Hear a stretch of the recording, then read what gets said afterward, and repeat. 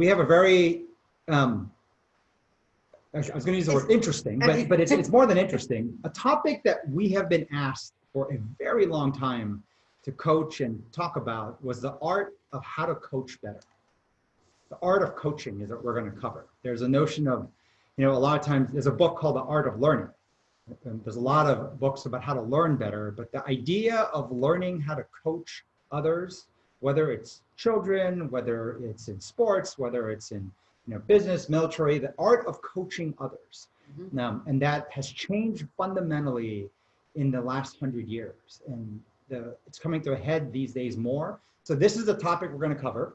So before I go into the topic, if you don't mind, I'm going to pull up 2 pieces of feedback from last week. Give me a second to share my screen. From NTT Data. Oh, it's one of my husband's clients. Interesting. Istish is saying it's an excellent topic.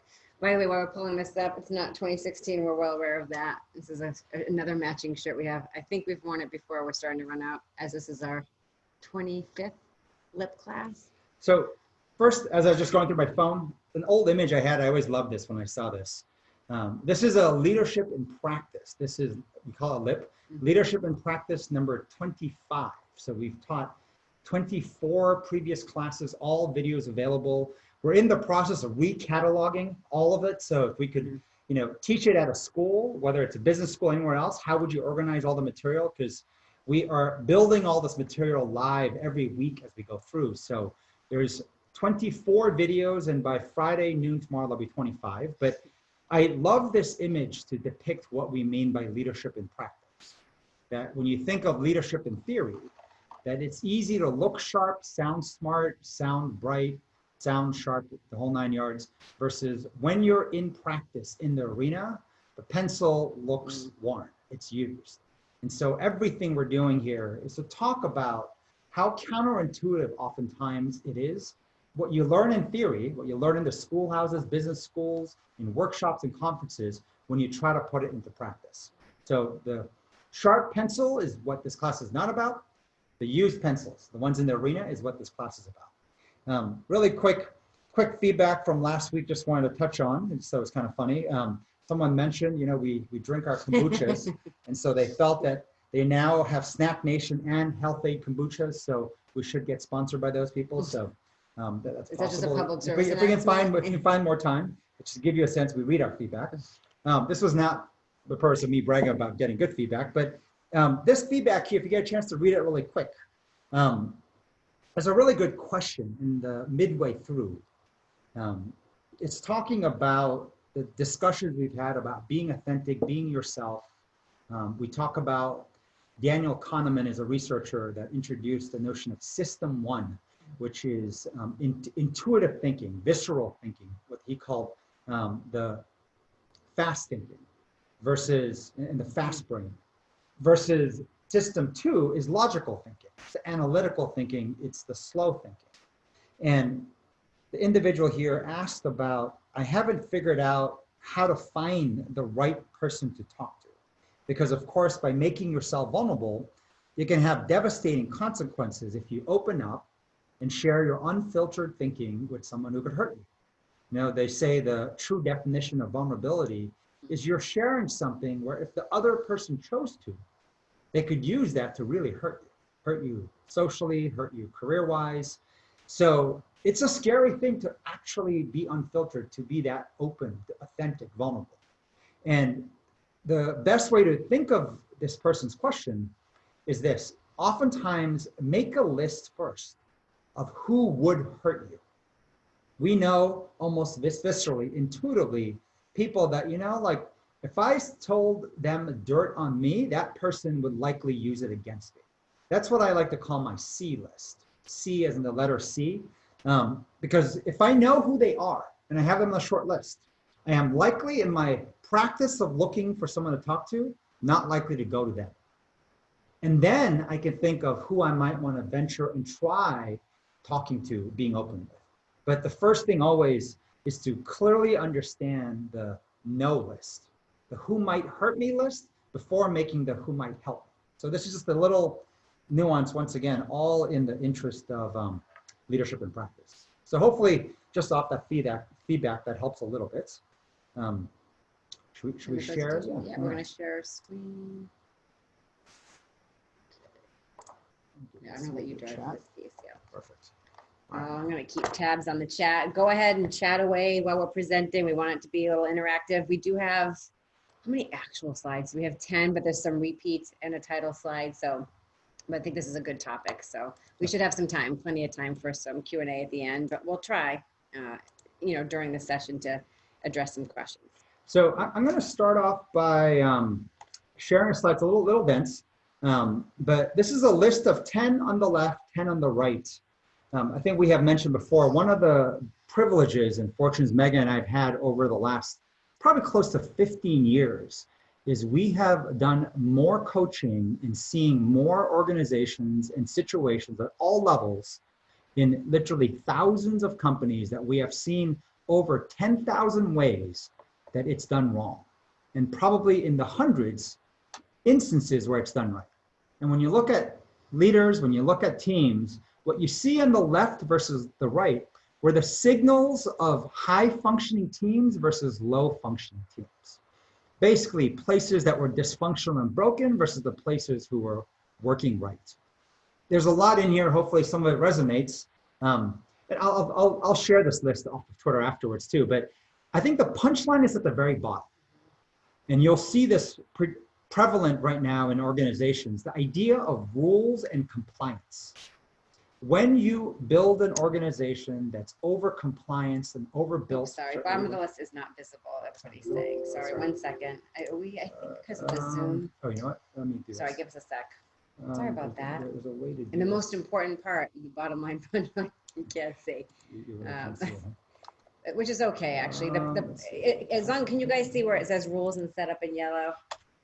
You can see this, right? Yeah, okay. Yeah. Christy said you can see it. That's the most important part. Underneath, it says environments of high trust and high expectations versus low trust and expectation. I think the part we wanted you to focus on is the setup, that it's the difference between having rules and compliance versus setting up deliberate rituals. Okay. Yeah, the rules versus setup. And the word setup, we're going to go into this because this is probably the single most important element of understanding coaching in the 21st century. Coaching and management and supervisors in the 20th century, which is the industrial age, right? The 100-year change that we've occurred. And it's interesting for some of you who are thinking, well, haven't we been in the 21st century for 20 years now? If you look back in history, although you're in a new 100-year century, the rules of the old century don't expire until around 20% of the way in. So meaning the old ways we used to operate start to fall apart and really fall apart around the 20% mark into the new century, which is why 2020 marked such a interesting way how we began with a pandemic and the acceleration of how work is changing. But rules, think of when things go wrong. When leaders or managers want something done, they write rules. And what rules do, above all else, is it turns off the brain. It's what we say that creates renters. A renter of a house, when they first rent, says, so what can I do and what can I not do? It leads to people who do the bare minimum. The idea of an owner is someone who puts their discretionary effort in and will go above and beyond and not only think about short term, the short game, but look long term around the corners and do the right things for the short and the long term. So we'll talk a lot more about setup. So with this, we're going to go into this notion of the art of coaching, as in how do you institutionalize elite performance, make it happen more than once.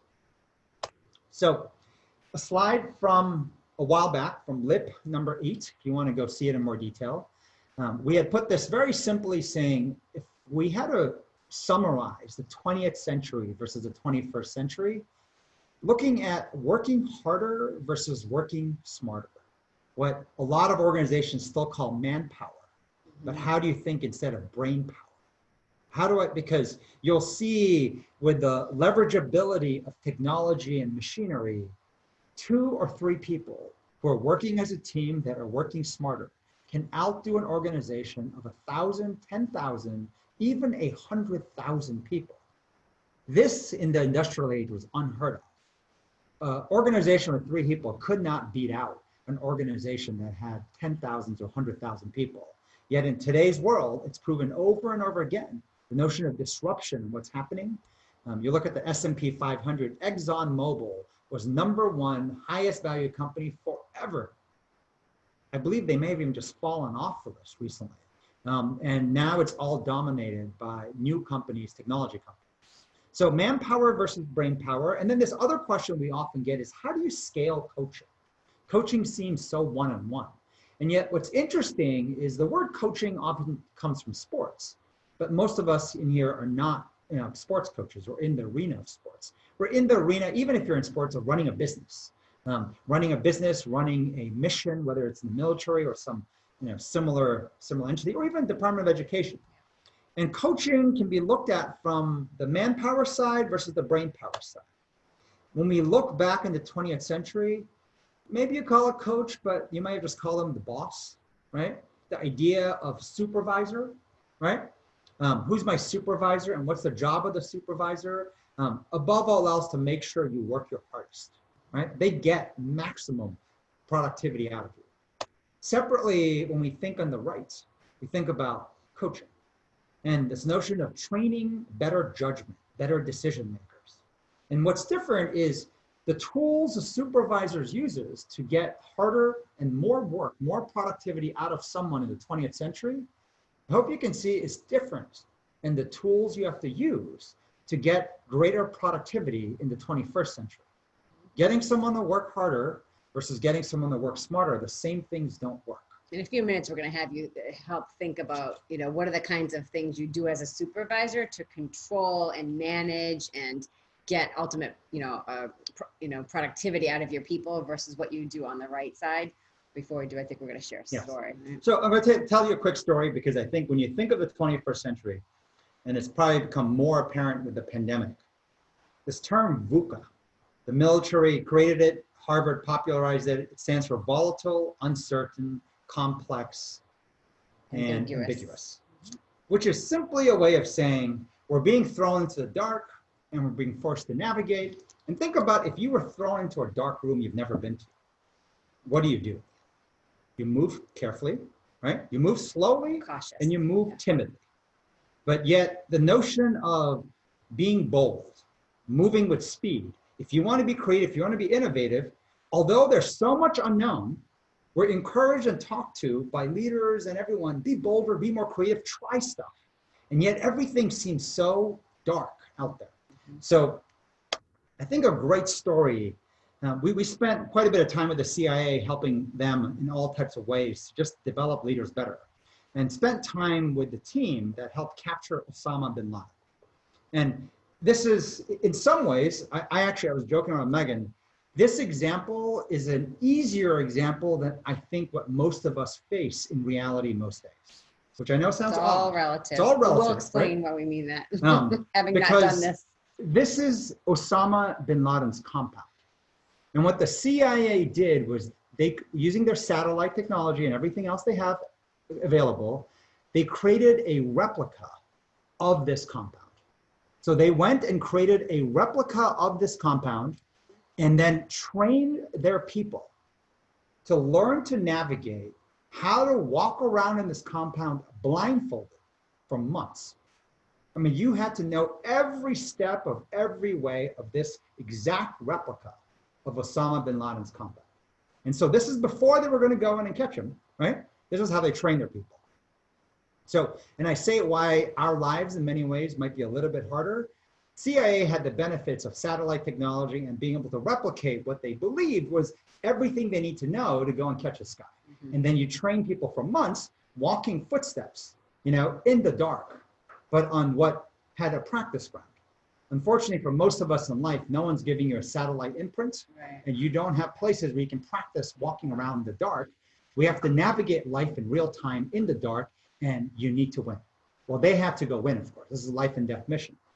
But in the process of building this compound, looking from the satellite, they had one fatal flaw in their design. The outer fence of Osama bin Laden's compound, they did not realize that it was made with brick walls, as in cement walls. They built the replica with like a wire fence. When you see those fences? So air can go through. So air can go through. And that sounds like, what's the big deal? Well, when they had two helicopters landing on this property in the middle of the night. When the practice was done with fences that had holes in it, the air from the helicopter goes through the fences. But when they actually landed for real in the actual Osama bin Laden's compound, the air fled, kind of shot back up and crashed one of the helicopters. Because they did not prepare for what was a non-hold fence, but a solid fence, the helicopter, one of them crashed as they were trying to go after months of practice to capture Osama bin Laden. Now you can imagine, the whole idea that everyone has a plan until you're punched in the face. Well, in the CIA's case, they had a plan until one helicopter crashed because they did not plan the fence correctly. And still they had to then adjust and navigate and figure out how to capture Osama bin Laden that day or that night. Think about the kind of training, the kind of people training that must be in place, that when something that unexpected occurs, after months of planning, they were still able to adjust off a crashed helicopter and go in and complete this mission. This is it's a story from the CIA, but it's kind of illustrative of what everyday life can feel like. We need to learn to navigate this impossible space, but do it. And it may not be life and death like capturing Osama bin Laden, but there's a cost. It's not for free. If we sit still, it's not for free if we make the wrong choices. So when we think about the industrial age versus the information age, there are different ways that we think about how people were managed. So on the left, and this is where I would love to have you just jump in the chat. Yeah. Think about leadership roles, supervisor roles, the idea of what you control. You control your people. Most times they said, if you have a great idea, if you have great strategy, as long as you had capital, as in money, you can go make it happen. And how they did it? Well, if you don't get this job done, what I want, I'm gonna fire you. You could lose your job. There's a notion of promotions. There's a notion of bonus and salary and recognition, or the classic inspect what you expect. This idea of how to get what you want. So if you can, maybe quickly in the chat, think of either yourself as a leader, or think of leaders that you have managing you. How do they get you to do what they want? Whether it's a goal, whether it's strategy, what are some of the methodologies that are used today in your organization? And I'm curious if they sound more like the 20th century, or we'll talk about the 21st century. So give you 30 seconds, go in the chat, punch in. Yeah. Do you want to open it on here too, or no? Sure. Here. Someone's saying fear with respect. Threats, yes. Goals with timelines. Throwing money at people, yes, that's definitely a Yep. yelling and bullying. Bullying, just, yeah. Fear of losing job, yeah. Inspection and collaboration. I work better without fear, respect, and autonomy, right? Fear of losing jobs, yes, definitely. Set goals with timelines, right? Threats, intimidation and threats. Micro goals, right? Expressing disappointment is a classic, like I know you can do better, and try to get that inner soul to feel bad enough, right? So that you do more. Ugh, yeah. Fear of layoffs. I think goals come up a lot. Right? Goals, in fact, as they get micro and they check in more often, do become the micromanagement tools. Someone said silence, and silence, they say, usually is the newest form of hostility.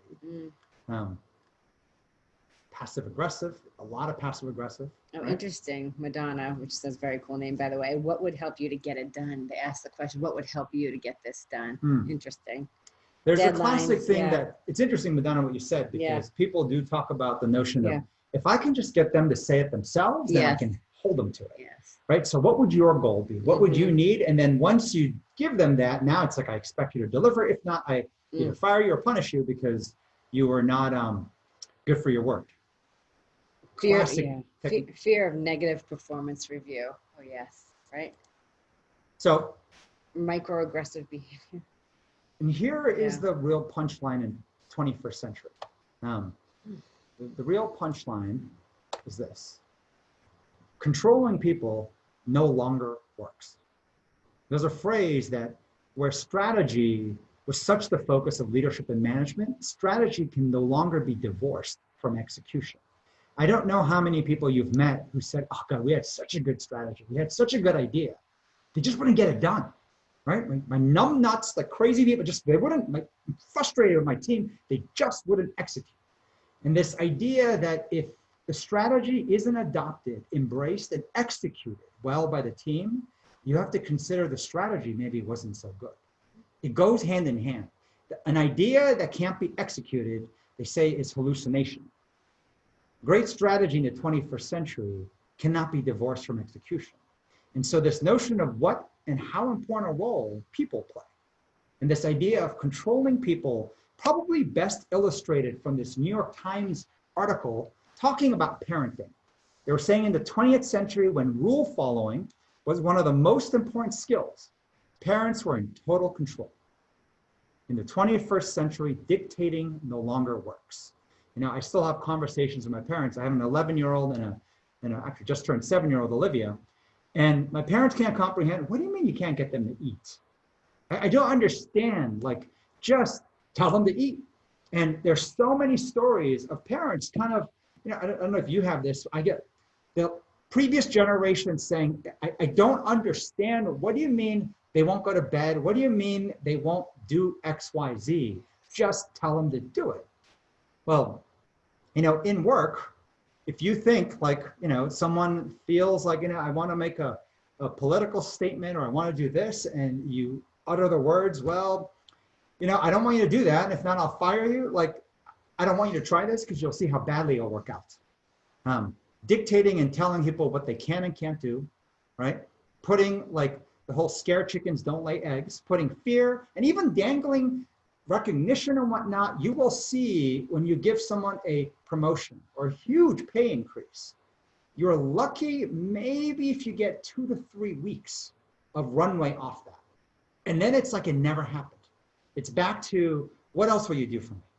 Like, and so what's come up is this, and some of you mentioned this in your list.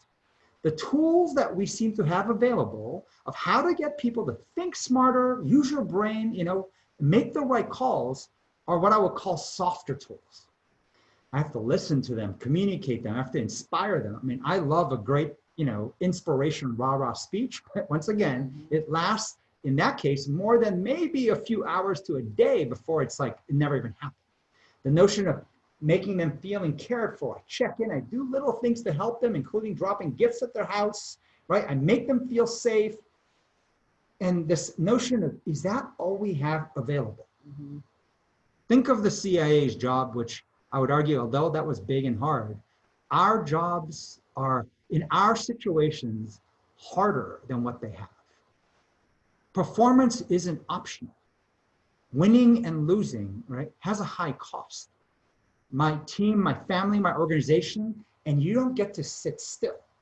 You need to navigate and move with speed and boldly in this darkness. And the only tools I seem to have to get my team to do what I need are soft tools. And I don't know if you have felt or spent time wanting to pull your hair out, wondering, there has to be better ways. Mm-hmm. There has to be more than just soft tools. So there is a great class taught by arguably one of the best youth sports coaches I think we've ever met in the world. This guy has coached one of the current top NBA players and ditched the NBA because he felt youth sports was so broken, and has dedicated his life the last 10 years to coaching for free youth sports, basketball. His name is Coach Mackey. So he gives a presentation, a series in Koa called Developing Toughness in Children. And in his series number 2, you can see the video, this is a slide from it, he talks about the notion of when not to coach. Meaning, when do you, even as a parent, when do you watch versus when do you try to help them? And now, in the interest of helping, we oftentimes do not do the right things and hurt. So it's interesting, kind of, I'm gonna give you some of the punchlines of what he covered, right? So this is Mackey talking about when to watch versus when to coach. So first, his point is this. think of like a kid now playing basketball. You can't make the right choice without having a choice. And in doing that, if you take away their ability to mess up, you're taking away their ability to take risk. As parents, oftentimes we bring in the safety net before it's needed. And so the individual starts to believe that they need the safety net because you seem to be knowing more, bringing it in. Then at the same time, you observe constantly in basketball teams, when things are going wrong, they look at the coach. The team while playing looks at the coach from the game. From the game. What are you going to do, coach? Are you going to call a timeout? Are you going to, are you going to sub someone in, someone out? And he talks about how a good team needs to learn how to get out of their own ditch. When you take those moments away from them, you stunt their development to get tough. And oftentimes we send the wrong message, even in small things that they count on you to jump in and take over.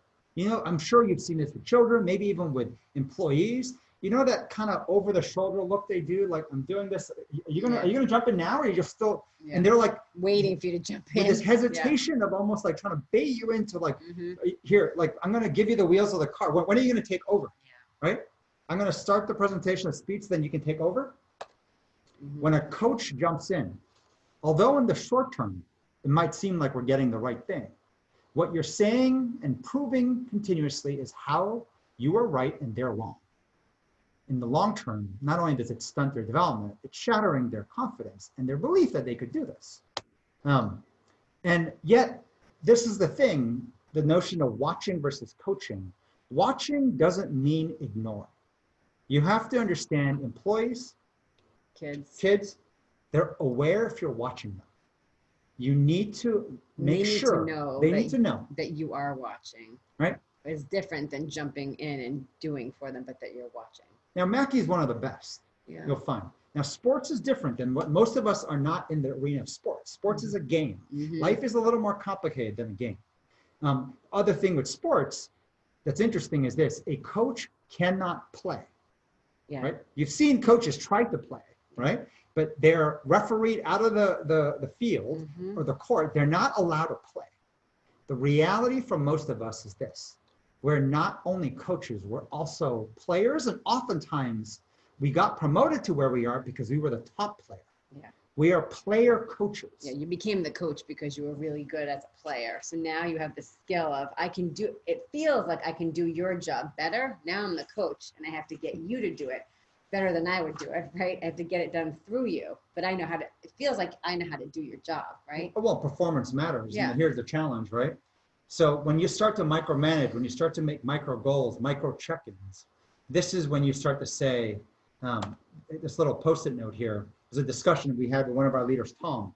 Tom said this in the top part. He said that my team, I know they're not going to get it right. It's like deep inside, I just know they're not going to get it right. I've seen them skills, capabilities. So I'm not going to give them the opportunity to get it wrong, right? If you know someone's not going to get it right, why would you actually, like let them make a fool of themselves and get it wrong? And maybe you can't even afford to as an organization. The comment then, most leadership training says is just what Mackie said here. You have to let them take risks, create the space to make mistakes. So the question then I asked was, so how long do I give them? Yeah, how long? How long before I have to jump in? Because we can't afford to keep making mistakes, keep losing games, keep losing revenue. I can't afford to keep having failure and mess up after mess up. How much time do I get to give them before I need to jump in? And then I need to either micromanage or do it myself. And then all the bad habits of leadership start to kick in. And how do you solve for this? And I feel this is the biggest challenge, I think, with coaching, because we can go in and do their job, or we can step back and help inspire them and communicate and create psychological safety, all the things we can do as leaders that we've learned to do. And even that, doing that is hard and not as scalable. And it's this idea they always talk about. But is that really the only tool I have, is to communicate and help you understand why this is important?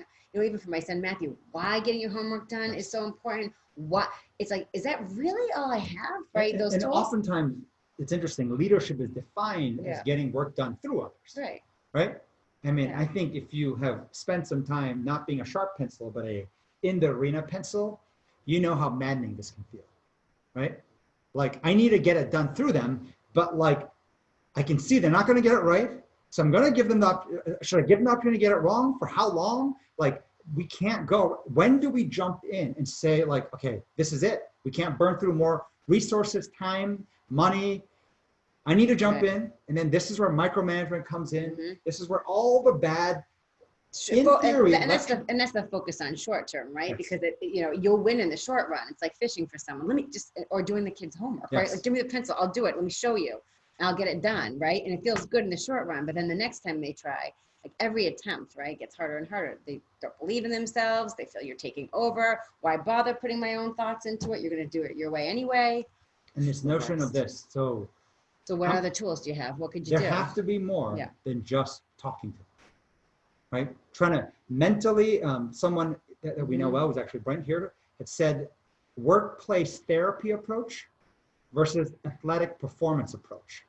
This notion of, the style of a therapist, talking to you, asking leading questions, getting you to the conclusion that I'm going to get you through this conversation to get you to want to do it yourself. Yeah.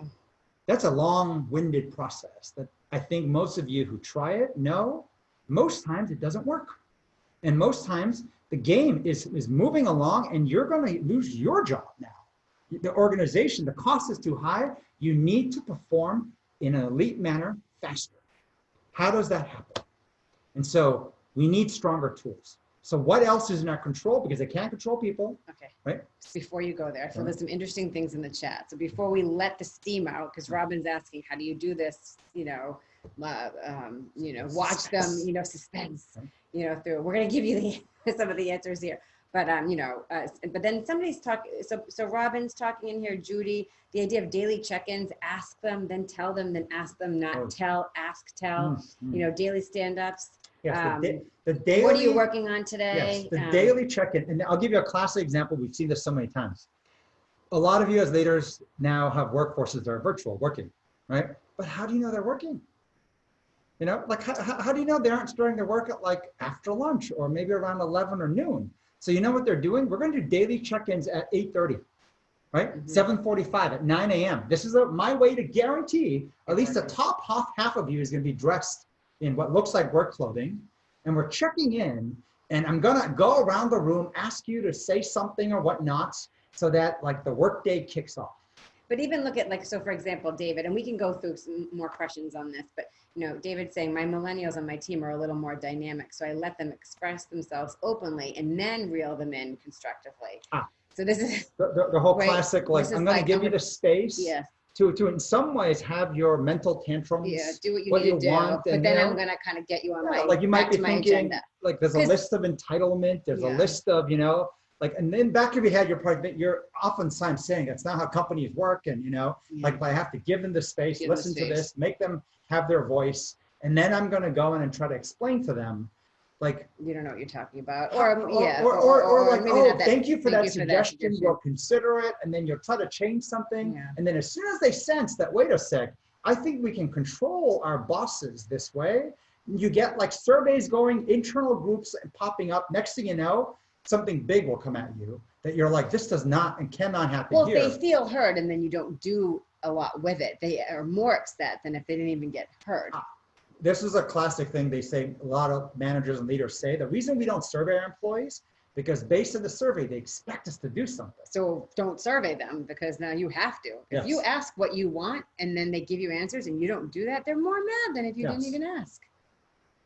And usually top survey questions for employees is higher pay, right? Yes. More recognition, more flexibility, more free time. Just spend more money on me, whichever way you want to cut it. There's other things too.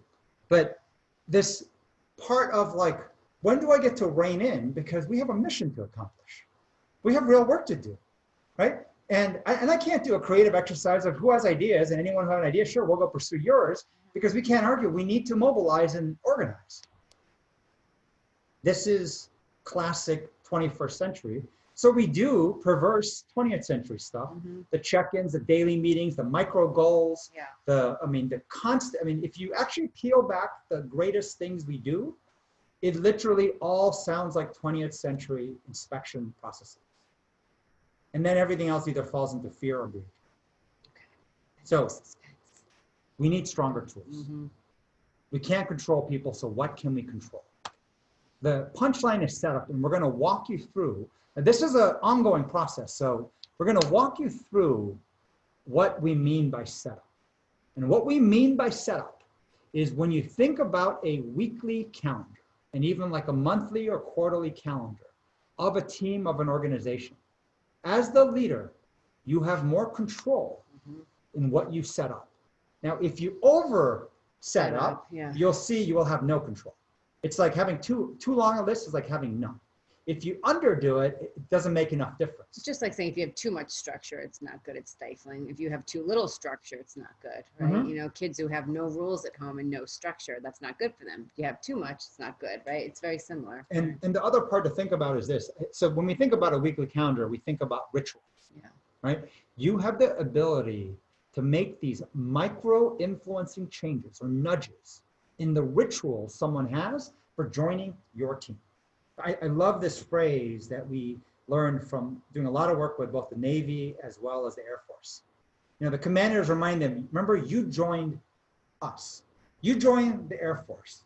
We didn't join you. So like there's a part where like it's great to have influence and try to change the organization, but first remember you joined us. And this is the power you have as the organization. Some people call this culture, right? Meaning, but without knowing what exactly that means, you have control over these micro dials and the ability to create these rituals. No different than the daily stand-up meeting or the daily check-in or the daily end of day or whatever you do at the beginning and end of week. This is in your control, not only in how long it is, how often it is, and even who's present. And so in the upper right from one of our earlier, I think 2 LIP classes, we shared this MMA fighter and Mackie Berman combination of kind of the most effective way to get people to become better. And this idea that you want to get them to spend time with people who are better than them, worse than them, and equal. And what you end up doing is with the better, you're learning, with the worse, they're teaching, and equal, you're competing. The word competing and the word equal, in research, they call this the proximal zone of development. When you're spending time with people in 1 or 2 levels close to you, and you're competing, as in challenging. And remember, ugly competition is when I feel like I win by seeing others lose. That's when competition's ugly. Versus great competition is everyone's elevating their game. The greatest of competitors, no matter what field, they're ultimately competing against themselves. But that equal peer teammate is elevating my game and I'm elevating theirs. And that is something that leads people to move with speed and be bold. And so you're going to see in this. Have we explained the system 1 yet, though? Because No, we were talking about system 1. True. Sorry, because we have a lot. We're trying to simplify this, but this notion of system 1, if you guys have heard of this before, we've talked about it. But Daniel Kahneman, researcher, talks about system 1 versus system 2. System 1 is your intuitive brain, your intuitive thinking. It's fast thinking. System 2 is more logical brain. And you think about what system 2 is. It's slower. It's logical. It's like backing up things in your brain for logic. Think computers and AI, right? So we're not talking about getting better at logical thinking, reading through data, being more systematic. We're talking more about, we're going to plop you into Osama bin Laden's, compound, and you need to And things went wrong. Things went wrong, and you need to win. It's the fast thinking, the fast twitch muscles, just like an exercise, like fast speed, intuition. So think about it as honing your intuition, right? Honing your intuition. The ability to make those right judgment calls in real time. Fast. I mean, imagine the CIA be like, ooh, helicopter crash. Let's now leave and go back to planning. Let's just pretend maybe they're like something crashed, but who cares? Of course, Osama bin Laden will move and they'll find him again forever. Like they have to complete the mission then. So this is the training, this is the control we have, right? As the leaders of our company and as leaders of even if it's of your team or your company, how you set up training for that kind of situation, for those situations which are happening every day, because the world is the VUCA, and every day you're having situations where you need to share in near real time in conversations with peers, with leaders, with your children, wherever. You need to be able to share more real-time intuition, right? So And so what you're seeing here is the ritual, as in the training schedule for training people's judgment. There's system 1. This is what we call owners versus renters. Renters often turn off their judgment. Owners learn to navigate that darkness, that VUCA. Uncertain, but they're making the right calls and navigate. Now, the first part, you'll see the week is split between Monday, Tuesday, Wednesday versus Thursday, Friday. If you go back and look at the last month, look at the last 3 months, and even the last 6 months, the scary truth for most people and most organizations, nothing changed. You will look back, and it is literally like watching the seasons change. It will be full out fall before you know it. Then there will be snow on the ground in winter. Then it will be spring again, and then summer again, and nothing will have changed. And so this notion of disproportionately spending the better part of the week, prioritizing as an organization, what is the one great thing we want to accomplish? We will disproportionately spend my brain power and thinking time towards the first 60% of the week. And then we're gonna put as much of everything else as good enough in Thursday, Friday, which is a whole nother skill of learning how to operate with efficiency and speed. You have to be decisive. You have to get through a lot of stuff. But on the left side, you have to make the right calls. It's not just about speed. It's also about making the right calls, open space, creative thoughts, innovation. So when we look into this, the first element that we have found to create high-performing teams, to get better their judgment, and you'll see the green is revenue-related work, and the orange is sort of the leadership, kind of softer people side, the mixture of both. So you've heard us talk about LBR, bring it to light, take a break, and then revisit. SGW stands for Small Group Workshop. This is in teams of 4. They're, once again, equals, competing in many ways, but they're not really competing. They're peers, but they're right? almost competing to be more authentic, to be more visceral. And it's an unconstrained, usually Monday evening meeting where this group of 4 is talking about the challenges, the uncomfortable things that are hard to talk about.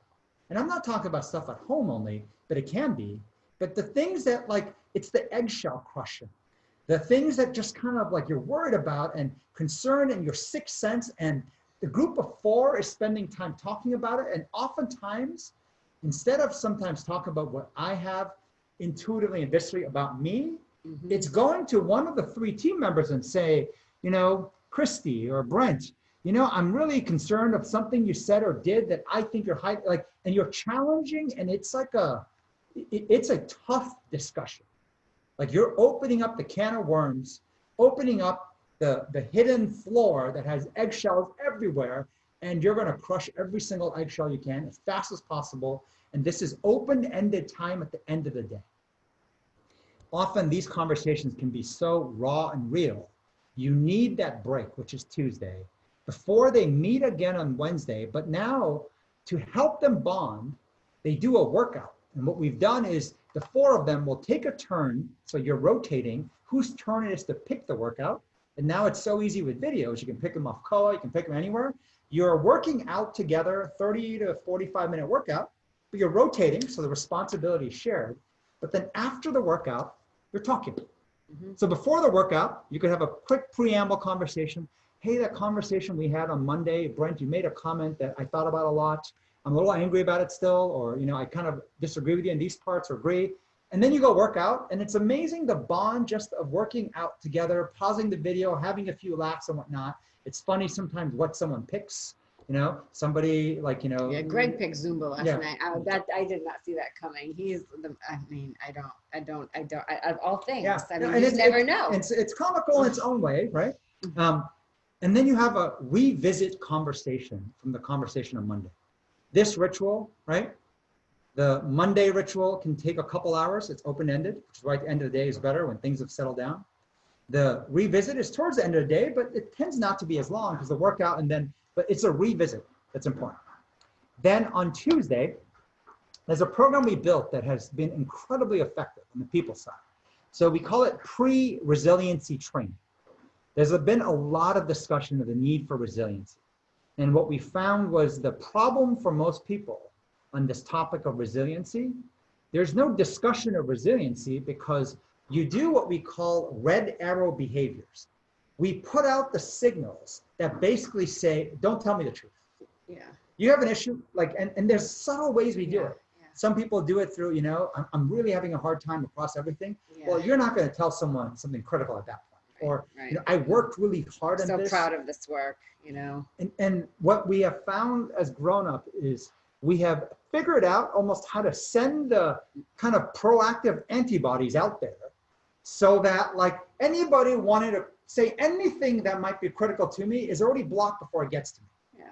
This is what we call red arrow behavior. I mean, even just body language. There's, people who look hostile, the way they're sitting, the way they look, you're thinking, God, I don't want to touch that with a 10-foot pole, right? This idea of, do you want some truth? Or if somebody looks really fragile, where they're almost crying before you even open your mouth. You're like, Right. oh God, I don't want to go there either, right? So it's tough, right? And this is why, and I think, let's see, it was, Lindsay was asking, how do you keep these sessions HR kosher? I think what you're saying is this can get really intense. It can get really personal. It can get really deep.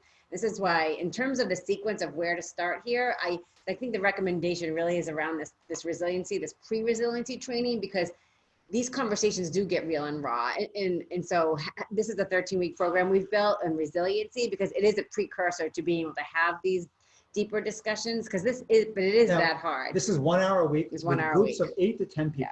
Yeah. So this is something everyone in our company is part of. And during this pandemic, we've had several large organizations, part from the Department of Education, like the Federal Student Aid, we've had USAA, Yeah. we've had, I think, Smith, we've had several companies actually run these 10-person sessions weekly. The response 6 months into it has been, this has been the life-saving element. It's so real. It's almost an hour therapy session of, as you're authentic with this group, and even the scary challenge of calling out someone's, I think you do this, which makes it hard for me to tell you the truth.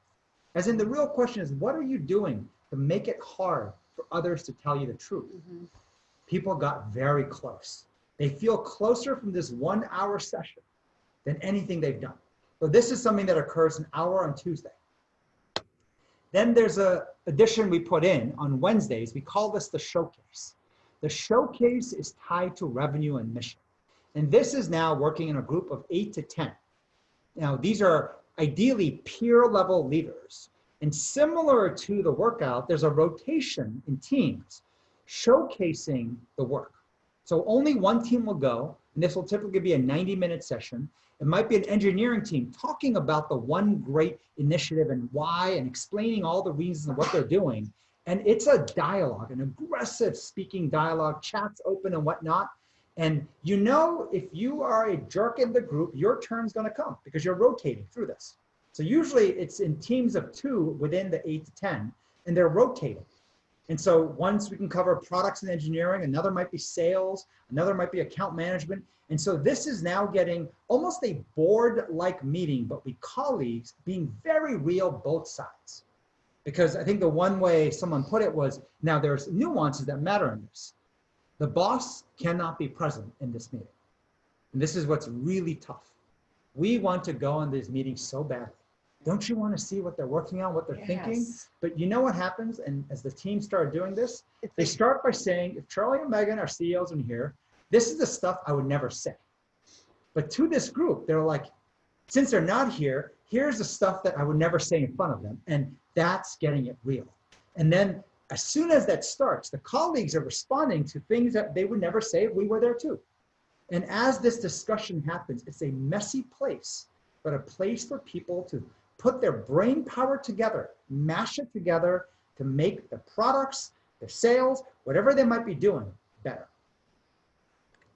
Then when we move to Thursday, Friday, this is where the softer learning side comes in. But one of the keys we've always found was this. Whoever is learning something, you want them almost immediately to teach it. Meaning so in this case, we have 2 leaders, Tom and Lokia, sitting in a coaching section of external leaders that Megan and I run every Thursday at 3. It's 9 to almost 10 different leaders from different organizations. They sit and observe, but then they teach how it applies to them and what they learned immediately to a team of over 10 peers on Friday. And the act of learning and then trying to teach is what accelerates your learning, because you have to adopt it into your own words, deal with your own questions that you get people to pepper you with, and that process accelerates the whole learning. And so in this entire example, the only place a more senior person is available, as in this case, our direct reports, the only place Meg and I are present is on Thursday's learning. We're teaching, right? Because we're teaching. All the other rituals are done with none of us present. The last piece in here, it's important, is this. We have a tool, which I think we've made available, you can use for free as well, called On My Mind. It's simply pick 3 emotions and describe what's going through your head at the end of the day. Monday, we started Monday, Friday, but we added Wednesday because of the level of activity occurring on Wednesday. I think it was Robin who asked, how do we show them that we're watching, right? This is back to what Mackie showed in coaching.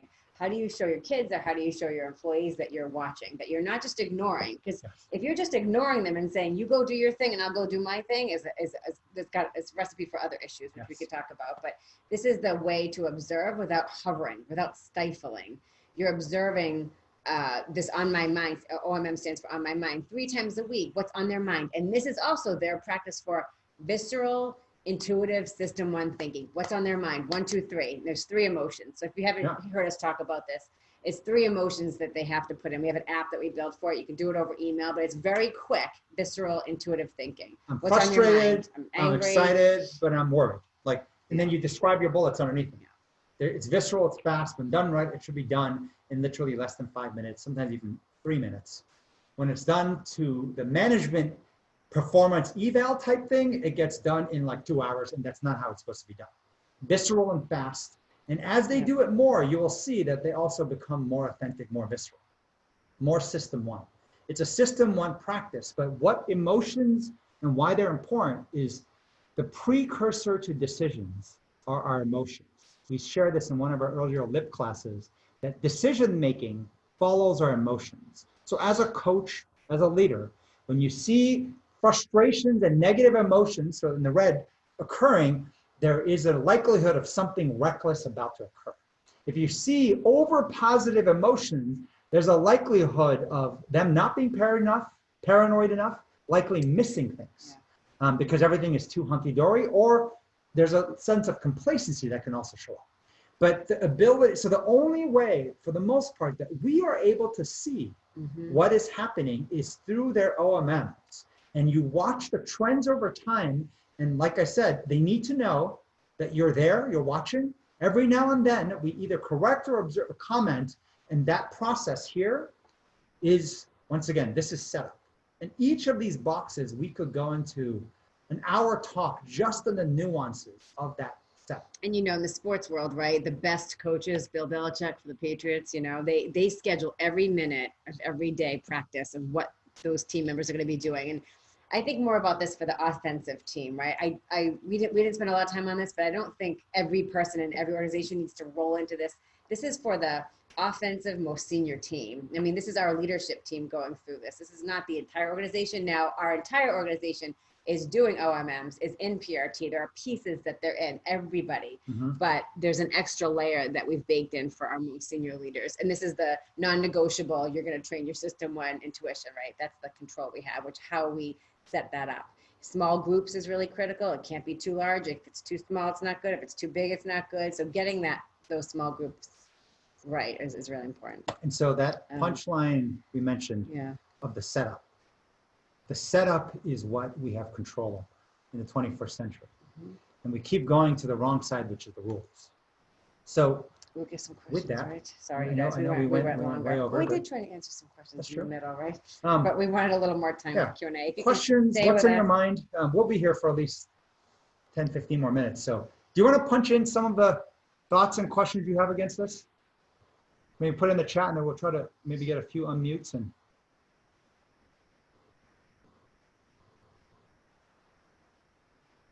your team is saying planning learning for every week seems daunting, right? And this is where it's in small groups, right? Now you do have to be teaching, right, every week. And this is this developmental culture. You do have to be teaching. And the who matters a lot in the groups.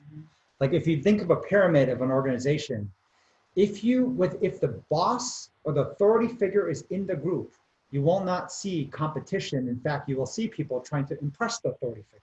When favor with the authority figure, you don't get development of system 1. Mhm. If you see people who are too far below them, Mhm. you will also see that they won't play as hard because they either feel bad or the class will, or the group will move down to the lowest common level, which is why there's a cutting the top, cutting the bottom, and creating that tight peer set Yeah. is very important. The 4, even more important, groups of 8 to 10, you can take a little more leeway, but the tighter that group is created, the more effective this is. Let's see, Yeah, what's what your are, reactions? And you can give us feedback on the app if you want to do it anonymously too, but what alternatives to workouts do we suggest to cover disability health issues? I'm sure there's plenty of different things that you could do, but we have found that exercise, even if it is something lower impact or whatever, it's a good oscillation from the mental work, because this mental and emotional work is so hard, but something physical, something just different than remember that there is, I mean, you could play, do, fun, something fun. you could do a meditation, a yoga, yeah. Pilates. There's many, I mean, one of the Okay. most popular classes are back and neck, shoulder pain classes. It does not have to be high intensity, but the idea of rotation, by the way, Yeah. maybe someone in the group prefers high intensity interval workouts, HIIT workouts. Well, you could just do it lighter, right? But the key is keep your videos on, just mark the moves and do it lighter while someone hits it harder. But when your turn comes, pick yoga or pick something that's not as high intensity, but that rotation also shows the personality and the different aspects. But the key is that you have an external piece of content that helps bond the team. Some groups are smaller. Phil, do you want to unmute and ask your Phil Astley? Yeah, in Capita. Yeah, hello. Yeah, the question really is about when you're talking about the learning equal competing and teaching, it's what happens when it's, let's say, a subject or a programming language that only one person already knows. How do you balance the need to make someone a learner as well as a teacher when it's only a one-to-one session and one person knows all the information? I don't know, Phil, if this helps answer. I'm assuming you're meaning on the Thursday, Friday part of learning and teaching. What you want to do, and this is counterintuitive for most organizations, you always want to take your very best, whether it's a programmer, whether it's a salesperson, and you want to get them coaching at the highest of levels. Spending the money externally or asking favors and getting the best to even better is always worth it. But then to help the best get even better, have them teach to either the peer set or the people below. And that's the Friday. So when we send someone to a conference or something, we spend the money, we have them come back and teach what they learned to everybody else. And there's a notion that I think someone had shared, I think it was Brent who had shared that the Green Berets operate this way, right? This is the special forces within the Army, that the best are always teaching. And because they're teaching, they're adding better in the virtuous cycle of your organization. The whole thing swells up in a positive way because the best are getting better and then passing that knowledge downstream, but the act of passing that knowledge is making them even better. And so this whole cycle gets everyone better. So I don't know if this is, I can't tell if that's what your question was about, or? Kind of. I have an area that I'm going to be having to teach 2 people. Would it be better for me to teach one person, then get one person to try and teach the other person, or should I teach them? Yeah, always do, right? So yeah, you always want to have at least the 2 students. That's right, because you never know, right? One might surpass the other. Sometimes the one grows entitled to feeling like, Phil, you owe me, right? Like you're teaching me this. All of a sudden, it goes from you helping and trying to teach, and they're like, yeah, I deserve this. And then they hostage you. And then they hostage you, right? For more, right? So it's nice to teach 2. Yeah. And then it's nice to see them even together make the curriculum to teach the level below. Yeah. And so it's often the mistake that tends to occur is you're the best, the senior person. You say, I'm just going to teach everybody.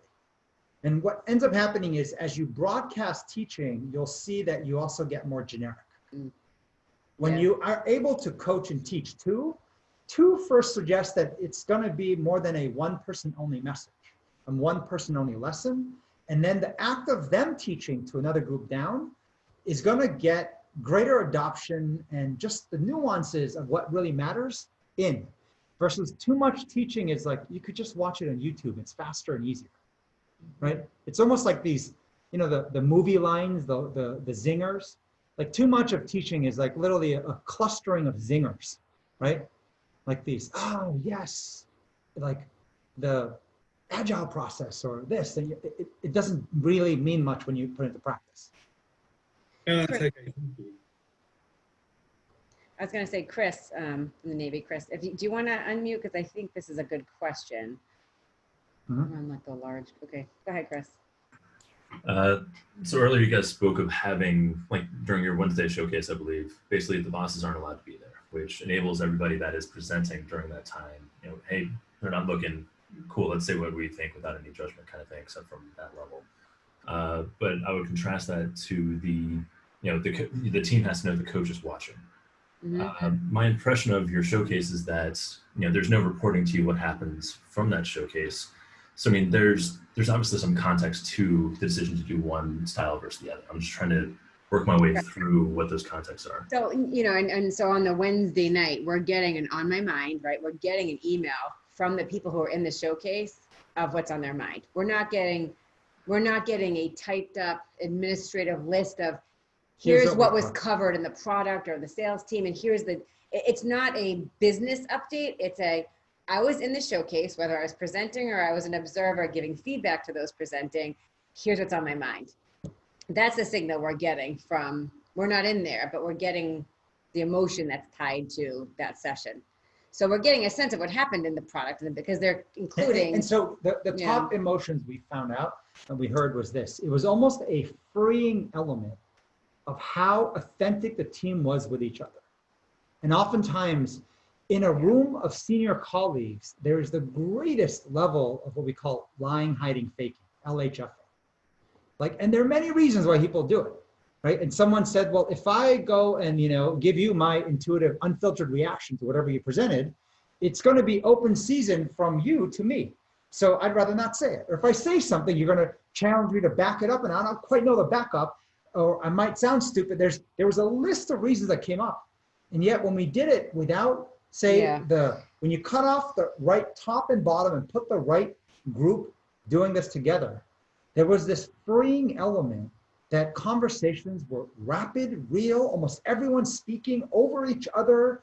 There's almost an aggressive interruption occurring, and it felt real and raw. And the comment we heard was how refreshing that was, how that felt like a team. An elite team performs that way.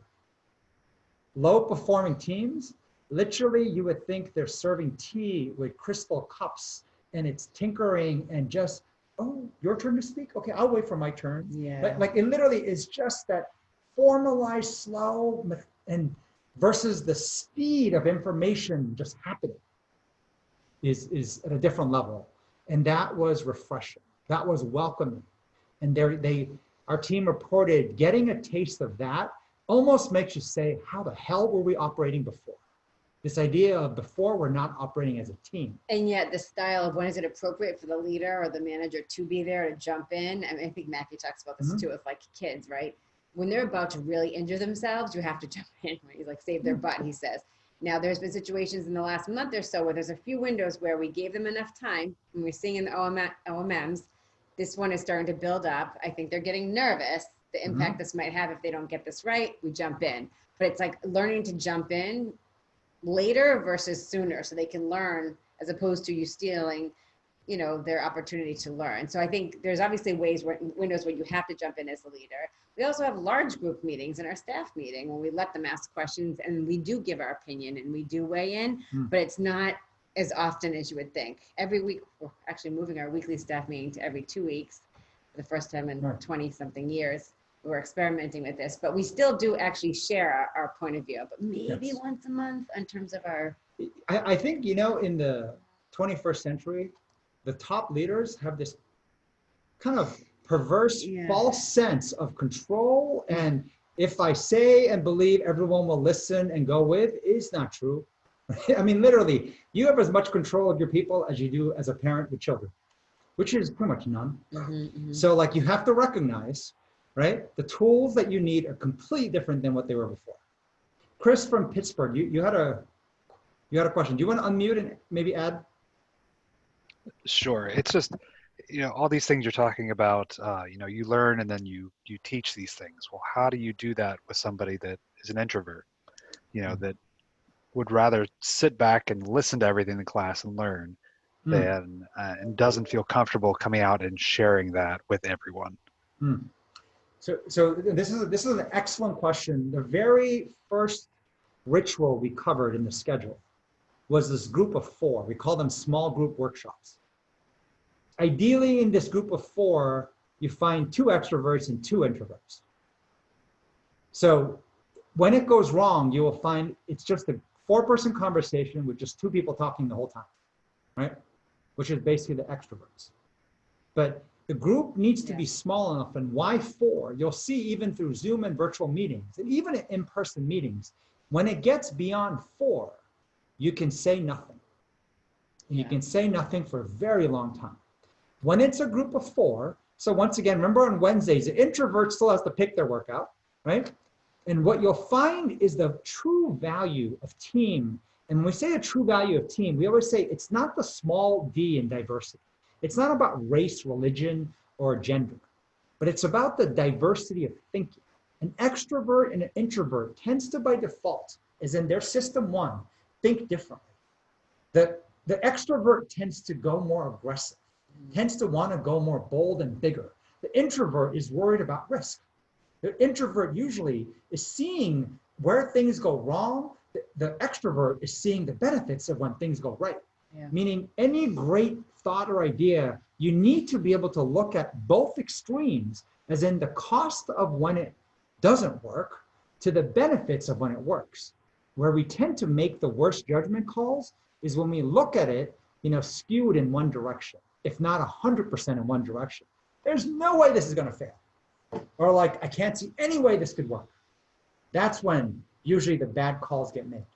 I always thought I was an extrovert until I met Charlie, and then I realized, wait, relative to Charlie, I'm not, but I am in it, right? But the point being, I feel you adjust based on the situation and the team that you're in. If everybody is going super aggressive, Chris, and you feel introverted and you're not sure you want to speak up and you feel anxious about doing that, if everybody's about to drive over a cliff, you're going to speak up, right? And it's just learning to, you might not in a very large group, but you'll do that in a smaller group, but it does take time. And it might not happen in the first session, but maybe the second, maybe the third. What ends up happening in a small enough group, you feel the imbalance in the discussions. These discussions are way too aggressive and way too positive. Or these discussions are way too negative and way too sort of paralysis analysis. And so in a 4-person team, it's hard to hide. You have to show up and correcting that imbalance. But we talked about exploring edges, to challenge the team to explore the other edge, the other side. And that is easier to do in a team of 4 versus the team of 2. And so that session, and also why it's open-ended, unconstrained time, makes the difference too. Okay, thank you for sharing that dynamic. Thank you. Elle, I don't know if Elle is still on here. I had a good question here. Go ahead, Elle, if you want to unmute. You're here. She's here. Hey there. Hi. Yeah, so this is kind of real life. It's a real life experience one today, which is that if you're getting people who are relatively new to some area of work to teach other people who are maybe even more unfamiliar with it, sometimes you get some misunderstandings or just lack of knowledge passed on. What some people might call the blind leading the blind. I mean, I've had to deal with quite a lot over the years, but just today I've got one example where somebody asked for help and somebody jumped in and helped them, and what they asked the first person to do was actually quite counterproductive. And so I had to say something about it to stop potentially really problematic bit of information getting out to a customer and maybe offending them or confusing them, which we really mustn't do in our role. But it's tricky. It's tricky because you don't want to squash the person who's trying to teach in a new area. Yes. You know, I think this is a really good point. This happens in leaders, this happens in parents, right? You literally want to edit everything they say in real time, right? The classic example is watch a child, a young kid try to tell a joke. They do it so badly, you literally want to edit them while they're telling the joke, right? This counterintuitive idea of leaving it alone. Because you know what ends up happening? Time has this element. If someone teaches and they gave bad advice, it doesn't work out for the people who adopted it. And usually it doesn't work out means they spend energy, but it produces nothing different. Yeah. And as like other people are teaching, you will see a natural over time gravitation to those presenting unique concepts and unique ideas that I haven't tried. Everyone's looking for something different because the stuff I know I'm trying it, I want to do better than what I know. You know, it's hard, Ella, I was thinking about this notion of what's mission critical, because the way you just said it, it makes it seem like you can't recover at all from this blunder. So say you didn't step in, could that later have been corrected even minutes after the mistake was made? Because the piece around, you know, because I think we all as leaders, we think everything has mission. I mean, there's so many things that feel mission critical, but to challenge really what can happen, and is that acceptable risk? Is that acceptable, what do we, downside, underwriting the risk? The other piece I was just thinking about is on my mind. We catch a lot of the potential big blunders in the on my mind, and I'm not trying to put so much weight in the on my mind emails, but it's amazing how just perusing through every, you know, the Monday, Wednesday, Friday, we get them, you can catch more errors than you think. But again, some of the errors aren't as bad as you think. And if you let them make the mistake and then help them, you know, fix it. Yeah, if you look at number 5 here, low performing organizations have way too many things that are mission critical. Nothing can go wrong. High performing organizations, they are very deliberate and they're actually very patient in creating the space and the practice ground to fail. And it's so hard. And it's so hard because you will find that, and this is the part where there's a book for children that's really good called The Blessings of a Skinned Knee. But the way children learn to develop is that you have to let them skin their knee. Now, I haven't read a book yet called Blessings of a Broken Leg, because as a parent, you don't want them to break their legs, but you need to create the space for them to skin their knees. And oftentimes in leadership, when you see things, we see everything as a leg breaking act. You can narrate anything you want, right? You can spin it out and say, well, this happened last time we did this, or this could happen. And it's so easy as a leader to narrate this really bad circumstance. And, right? And the other part, the thing about it is, I always think the word experience, what does that mean, right? You go to people who have more experience because you want to see what they've survived through. Experience is simply another way to say that someone who has lived through a mistake and is still here, that's experience. So your organization will always have people with experience. They'll also have a lot of what we call ignorance and fire, no experience, except I read about it, saw a video, and I know what to do without ever having had children or ever having managed. And so there's a lot of like textbook managers, right? People who theoretically know how to lead and do all this and code and do everything because they saw a video, and you have a mashup of all of this. And everyone's still trying to figure out, and the people with experience, the biggest challenge is, shoot, am I doing this because this is the way I was raised and I was managed? And yes, it worked in the last 100 years, so it should work, except things have changed. And so understanding the nuances of that shift, combined with people who seem to become armed with the Google it knowledge, right? I watched it on YouTube knowledge, and yet not anyone is all right and not anyone's all wrong. And learning how to navigate that uncertainty, it's kind of no different than being dropped into Osama bin Laden's compound and say, go navigate and win, and you don't have a lot of time, right? And I think the thing that you'll find over time is the antibodies of your own organization, when they jump in to fix the mistakes, it's good. I don't know if you've ever seen someone teach, and then you're thinking, I want to jump in and cut them off, and someone from the audience, or one of the students are listening, start to argue the point. And then there's a debate going on, and you as a senior person are watching like lower level people arguing this messy stuff. And I don't know if you've ever created a space to observe and watch that. Because I have, and like you smile. It's hard, but you smile. Mhm. because you like how difficult this topic is. It's unclear which way to go, but they're working their way through it. Yeah. And then at some point, they might turn to you and say, Elle, Mhm. do you have any thoughts? Like, help us navigate this. They're ready to listen to you. That's when you should be teaching. The problem is we come in too soon. So as the person's telling the joke and you cut them off because they use the wrong word, and before you know it, like, it's like, why don't you just teach everything else? And then you'll find, but what I teach, they don't listen to me, so I have these other people teach. Well, if you edit their words as it comes out, they still won't listen to you or them. Yeah. So what's counterintuitive to understand is the role failing and mistakes play in the learning process. In leadership in practice, getting it wrong is as important as getting it right. So I think a lot of the classes we've taught, we talk about how things fail. The most common ways people go the wrong way, the counterintuitive ways to go right, but often the is not and the wrong. That's experience. So I hope that helps out. It's still scary as hell. It is. When I sit there and watch people, even old, experienced people, just lecture down, and I'm sitting there thinking, oh God, please don't listen to this. And then I see people scribbling it down, go and do it.